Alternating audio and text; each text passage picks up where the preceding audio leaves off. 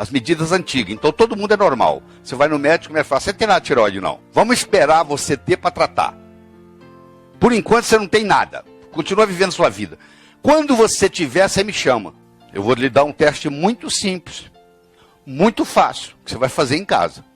A pessoa que tem hipotireoidismo é mais propenso à infecção, é mais propenso à tuberculose. Vai fazer você viver menos e vai lhe dar uma série de doenças para você no futuro. Vamos lá, todo mundo vendo. Todo mundo vendo. Tô no... O melhor que está tendo. Então existem certos exames que podem lhe ajudar. E eu vou ser bem claro nisso, porque isso aqui não é uma aula para médico só.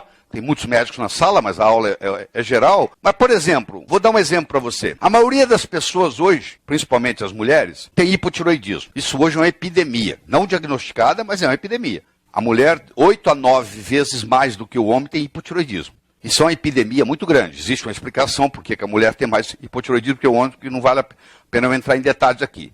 Existe um teste que você faz, chamado TSH, para saber se a sua hipófise está mandando a sua tireoide produzir os hormônios. Primeiro que os exames são errados, porque o nível de TSH mudou desde 2003 e a maioria dos laboratórios brasileiros ainda não se atualizou. A maioria ainda usa as medidas antigas. Então todo mundo é normal. Você vai no médico e ele fala, você tem nada de tireoide não. Entendeu? E pronto, aí a pessoa continua com o hipotireoidismo dela. Então a maioria dos laboratórios brasileiros, por exemplo, considera normal até 5,5. 27 vezes diferença entre 0,2 e 5,5. Poxa, vai dar normal para qualquer um, poxa. Você vai lá, é normal, você não tem nada. Quantas vezes o sujeito vai no médico, não tem nada, uma semana depois tem uma parada cardíaca. Pô, mas fez um check-up e não tinha nada. O médico espera passar daqui, ó. Na hora que está aqui fora do 5,5, agora você tem. Vamos esperar você ter para tratar. Por enquanto você não tem nada. Continua vivendo sua vida. Quando você tiver, você me chama. Que tipo de medicina é essa, gente? Quer dizer, só depois que eu tiver a lesão que eu vou ficar doente? Quer dizer que eu vou hoje e não tenho câncer de próstata. Eu vou daqui um ano, eu tenho câncer de próstata. Só que o câncer de próstata leva 20 anos para evoluir. Ou seja, quando eu fui ano passado fazer o meu check-up, eu já tinha câncer de próstata, porque ele leva 20 anos para evoluir. Mas ele me falou que eu não tinha nada, porque ele não conseguiu detectar a lesão. Distúrbio tiroidiano é a chave para a abertura das doenças autoimunes. Quando a tiroide não está funcionando bem, abre-se para todo tipo de doença. Porque primeiro a tiroide mantém a sua temperatura no corpo. Se a temperatura não está sendo mantida, a sua tiroide não está funcionando. Eu vou lhe dar um teste muito simples, muito fácil, que você vai fazer em casa. Você vai comprar um termômetro, você vai colocar 5 dias seguintes debaixo na sua axila, por 10 minutos, antes de você levantar da cama de manhã. Você vai anotar a temperatura. Depois você vai juntar os 5 números, somar e dividir por 5. Se der menos de 36,6, não interessa o que o exame falou, você tem hipotireoidismo.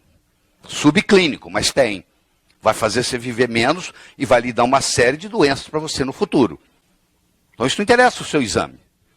O que interessa é se manter a temperatura. Se a sua tireoide não está mantendo a sua temperatura, você está envelhecendo mais rapidamente. Tá? Muito simples. Então a tireoide tem vários testes para fazer isso. Hoje, todo o processo de envelhecimento está ligado com a inflamação. É uma inflamação oculta. Ela não fica vermelha, ela não dói. É uma inflamação no sangue. Que tem 2 exames que detectam isso. A proteína C reativa e a homocisteína. Tá? Lá na Áustria, existia uma imperadora chamada Maria Antonieta, numa cidade chamada Graz. E a Maria Antonieta passou uma lei. Toda pessoa que morrer em Graz, Graz é a segunda maior cidade da Áustria, a primeira é Viena, a segunda é Graz. Toda pessoa que morreu no hospital, na cidade de Graz, tem que ter autópsia. De modo que existe mais de 100 mil autópsias à sua disposição na cidade de Graz. O Dr. Broad-Barnes, esse aqui, ó, Dr. Broad-Barnes, todas as férias ele ia para a Áustria, ia para Graz, ficava lá 1, 2 meses. Ele chegou a ver 70 mil na vida dele. Acho que ele fez 14 viagens a Graz, na vida dele. E ele estudava autópsias de pacientes com hipotiroidismo, essa história toda. E naquela época, sei lá, 300, 400 anos atrás, muita gente morria de hipotiroidismo. Hoje elas sobrevivem. Crianças que tinham hipotiroidismo morriam. Por que morriam? Porque a pessoa que tem hipotiroidismo ele é mais propenso à infecção, é mais propenso à tuberculose. Então eles morriam na tenra idade. Hoje, não, hoje eles sobrevivem. E eles então copulam e fazem filhos que também têm hipotiroidismo. Então os hipotiroidistas, os que tinham hipotiroidismo, que ia morrer na infância, hoje estão chegando no seu consultório. Eles deviam ter morrido na infância, eles estão chegando no seu consultório. Então a incidência de hipotiroidismo aumenta drasticamente por causa dos antibióticos, etc. Gente que ia morrer, agora não morre. Ia morrer na infância, cresce e vai casar, procurar a mulher que tem... O marido, geralmente, que tem hipotiroidismo, procura a mulher que tem hipotiroidismo. Tem uma atração. Semelhante, procura semelhante. A gente tem uma tendência de... Não é isso? Você não acha que é assim, não? Se você é milionário, você acha que você vai casar com alguém da comunidade? É difícil você encontrar um cara milionário que vai se apaixonar por alguém da comunidade. Não é assim. Entendeu? Você é um super gênio. Você vai casar com alguém que é cretino, que não tem inteligência? Não, você vai procurar alguém do seu nível. E isso aí foi... Então, eles mostraram estudos mostrando que pessoa com hipotiroidismo atrai pessoa com hipotiroidismo. E isso foi aumentando, foi aumentando. Então, o que o Brother Brown chegou à conclusão? O ser humano, a hora que ele acorda, antes que ele levanta, ele tem que ter 36,6 de temperatura. Ele tolera até 36,5. Tiver menos de 36,5, tem alguma coisa errada. Aí eu trato desse paciente e eu ensino para ele a comprar um termômetro, de 15 em 15 dias ele tirar a temperatura. O dia que ela passar, então eu fiz o diagnóstico, eu agora vou fazer o tratamento, e eu vou ensinar para ele, ele vai comprar um termômetro, vai tirar a temperatura basal de 15 em 15 dias, depois que ela acorda, antes que levanta, e se ela passar de 36,9, não durante o dia, muitos de vocês aqui estão com temperatura acima de 36,9, isso não é problema. Mas se você tiver com a temperatura acima de 36,9, na hora que você acorda, você está com um início de hipertiroidismo, que não tem perigo nenhum, não tem que correr, não tem nada, só diminui a dose.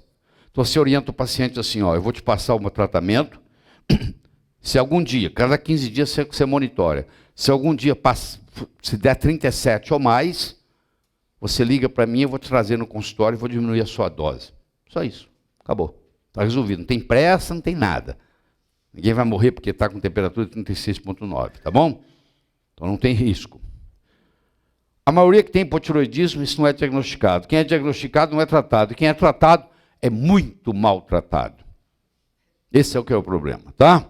Maria tem 52 anos, adora cozinhar e criou seus 3 filhos com grãos integrais, massa, pão, carne, muitos produtos lácteos, vegetais e frutas. Apesar de se exercitar quase diariamente, ela está acima do peso e sente pés e mãos frias e reclama de queda do cabelo. Maria fala devagar, anda devagar e sente-se lenta no pensar. Falta de energia e está tomando extrato de tireoide.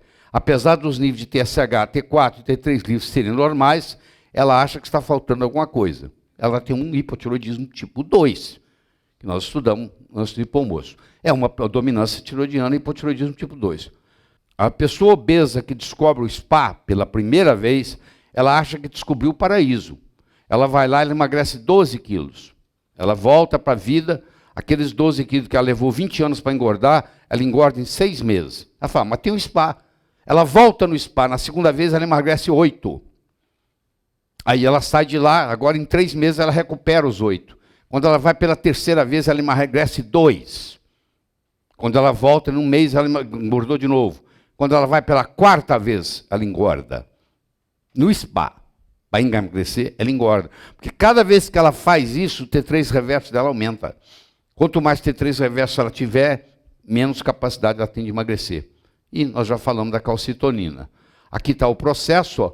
Aqui tem A cimetidina, por exemplo, inibe a D1 e a D2, aqui está o T3, ó. Tem várias coisas que inibem T4 virar T3. Eu estou dando aqui exemplo da cimetidina ou da ranitidina, mas eu posso falar para você da estatina, eu posso falar para você do beta-bloqueador, eu posso falar para você do cortisol alto, do cortisol baixo, eu posso falar para você de deficiência de selênio, deficiência de zinco, tudo isso prejudica. Pílula anticoncepcional, que é o pior de todos, não deixa o T4 virar T3. Se você tem paciente tomando pílula anticoncepcional, essa paciente, se você der para ela o T4 não vai virar T3. Aí você aumenta a dose, piora, porque olha, quando você aumenta a dose, o que acontece? Ó, quando aqui tem T4, me acompanha no raciocínio, eu tenho aqui T4. O T4 não está virando T3. Quando eu aumento a dose, cria mais T3 reverso. Está vendo aqui? O paciente piora cada vez mais. Quanto maior a dose, pior. Não adianta aumentar a dose. Tá bom? Intoxicação com mercúrio. Problema dos halógenos. Flúor, cloro, bromo e iodo são primo-irmãos. Existe a lei dos halógenos. Para quem não sabe, eu vou falar agora qual é a lei dos halógenos. Quanto menor o peso molecular, mais bullying, mais valentão ele é. Então o flúor é mais valentão do que o cloro é mais valentão do que o bromo é mais valentão do que o iodo. O flúor, o cloro e o bromo dão um empurrão no iodo e tira ele de lá. Para o iodo tirar o bromo é difícil. Tem que ter muito iodo. Mas para o bromo tirar iodo é fácil, que é a lei dos halógenos. O iodo tem um peso molecular maior do que o bromo, que tem maior do que o cloro, que tem maior do que o flúor. O pior deles é o flúor. É o mais bullying deles. Onde é que está o flúor? O flúor está na sua água de beber, que não deveria. Isso é outra história para a gente contar, mas não cabe aqui. O flúor está na aplicação de flúor que o dentista ingenuamente faz, achando que vai prevenir cárie. Isso é uma mentira. Eu sei que o cara que faz lá, ele acredita que é verdade. Tem nada a ver, absolutamente nada. Tanto é que ele, dentista, está doente. Pode ver que o dentista que aplica flúor está doente, está com hipotiroidismo paradoxal, que o flúor provoca hipotiroidismo paradoxal. E o pior de tudo, esse você vai se livrar a partir de hoje. A concentração de flúor na pasta de dente é muito maior do que na água, nem se compara. Você, a partir de hoje, você tem que chegar em casa, jogar sua pasta de dente fora e só usar pasta de dente sem flúor. Ou não usar pasta de dente. Escova os dentes sem pasta, pô. Qual o problema? A maior parte das vezes eu escovo os dentes sem pasta. Para que escovar com pasta? Isso é um conceito que você tem que precisar de pasta. Você precisa de escova para escovar. Não precisa de pasta. Agora, se você quer usar pasta, você vai usar da Veleda, você vai mandar manipular. Hoje já tem na esquina, ali na farmácia, eles já fazem pasta de dente sem flúor. Então isso é uma grande jogada para você. O cloro. Você não deve entrar em piscina com cloro. Tem piscina com cloro? Eu passo e olho, não quero nem saber. Ah, isso é bom, nadar é bom, mas cloro é ruim. É pior o cloro do que a natação que você vai ter. E não entra em sauna úmida no Brasil, porque sauna faz muito bem, tá? É um excelente remédio. Você não tem ideia do quanto que é bom sauna. Sauna seca. A sauna úmida só pode ser feita se a água for tratada com ozônio. Como no Brasil não é, então não faça a sauna úmida. E o bromo? O bromo vem de onde? Vem do fermento. Se você come pão, você está ingerindo brometo todos os dias. Está se envenenando. Tem nada a ver com pão, mas é o fermento. O fermento brasileiro é a base de bromo. Então você está ingerindo o veneno bromo. Você tem as micotoxinas. Se você tem uma candidíase sistêmica, se você tem micose, se você tem fungo no seu corpo, os fungos produzem micotoxina. Toxina de micose. Mico significa fungo. É toxina que vem de fungo. As candidíases morrem, as cândidas morrem. O cadáver delas são micotoxinas, que também prejudicam a tireoide. E você tem os metais pesados. Então você junta os halógenos, as micotoxinas e os metais pesados, você viu o que você faz com a tireoide. Principalmente o chumbo e o mercúrio.